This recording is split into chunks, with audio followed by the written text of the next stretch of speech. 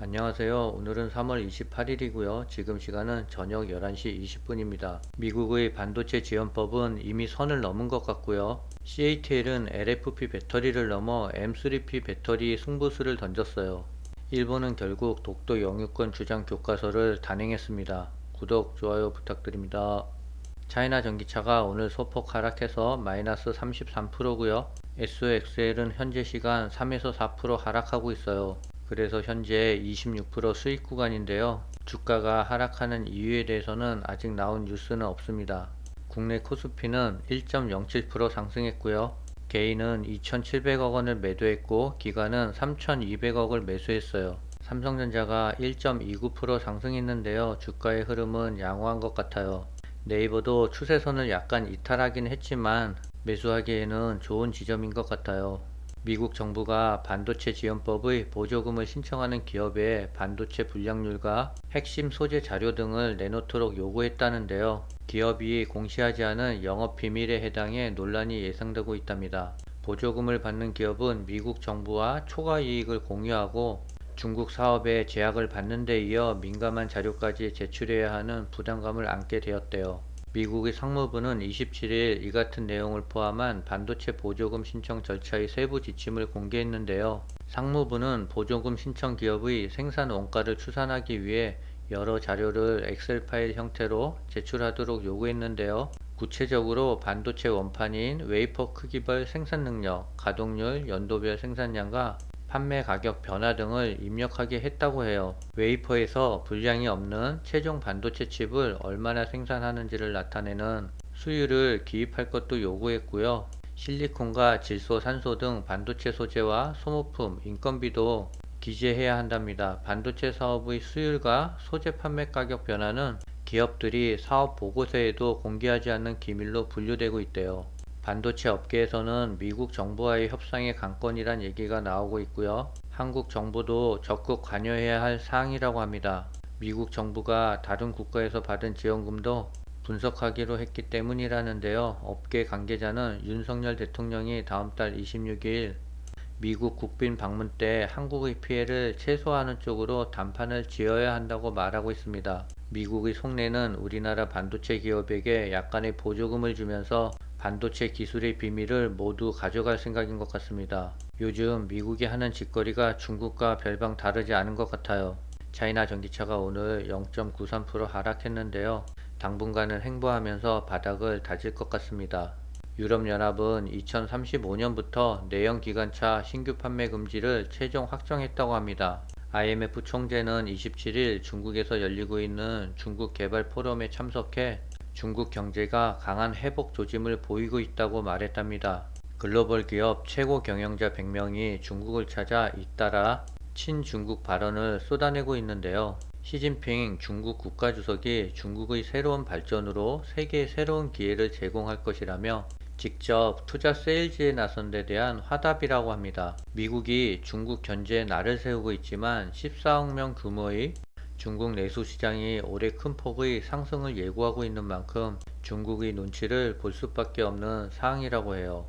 BMW 회장은 지난 26일 베이징에서 열린 중국 발전 고위급 포럼에 참석해 중국식 현대화는 세계적 규모의 혁신과 지속 가능한 기술을 위한 기회이며 다자간 협력의 강력한 신호가 될 것이라고 말했어요.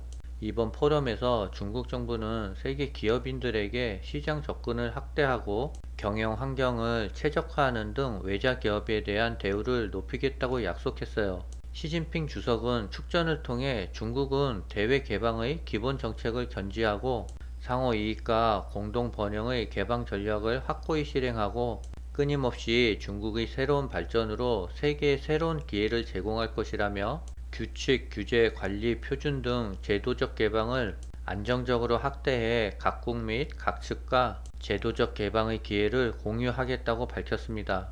시진핑 주석이 외국 기업들에게 직접 나서서 투자 유치를 하고 있어요. 외국 투자 기업들에게 신뢰를 주면서 중국의 경제 부양을 위해 최선을 다하고 있는 것 같습니다.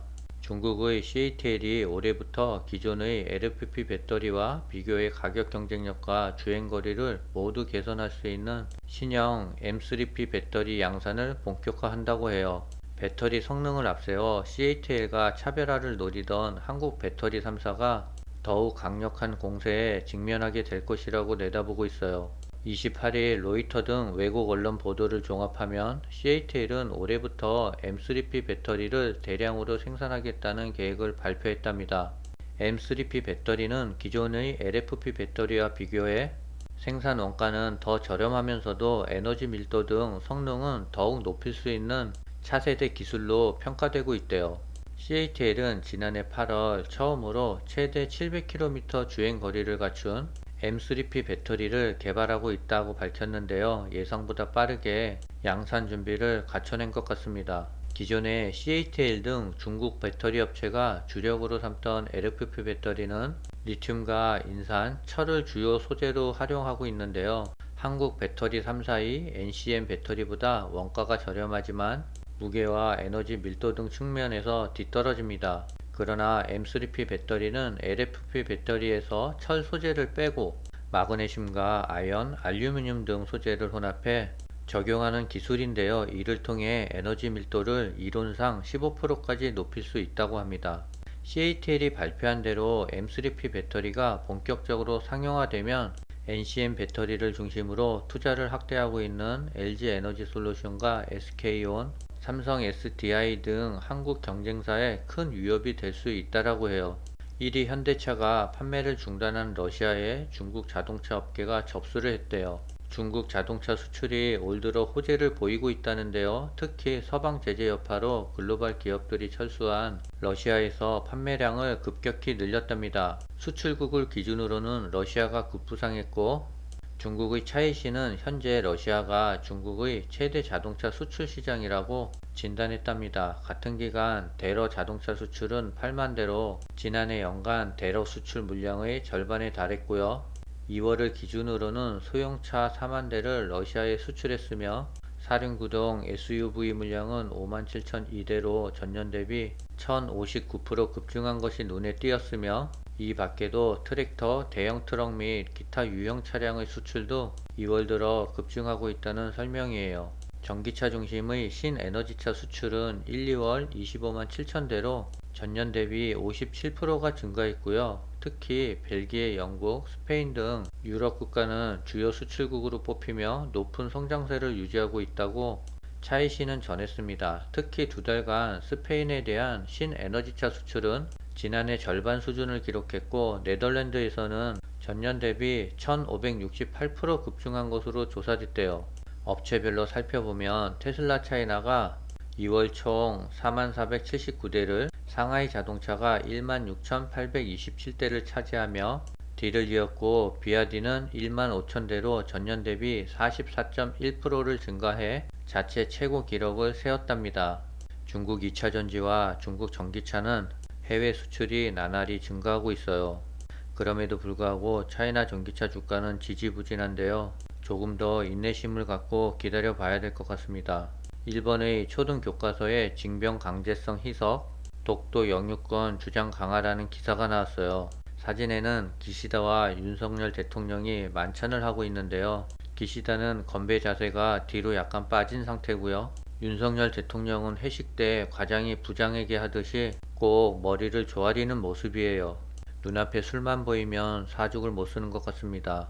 일본 초등학생이 내년도부터 사용할 사회 교과서에서 일제강점기 조선인 징빙에 관한 기술이 강제성을 희석하는 방향으로 변경됐다는 사실이 28일 확인됐다고 해요. 아울러 한국 땅인 독도에 대해서는 일본 고유 영토라고 표시했고요. 한국이 불법 점거라는 내용을 추가해 영유권 주장에 대한 기술이 강화되었다고 해요. 징용, 위안부 관련 문제에서 강제성이 없었다는 역사 수정주의 주장을 펼쳐온 일본 정부의 입장이 반영된 것으로 보인답니다.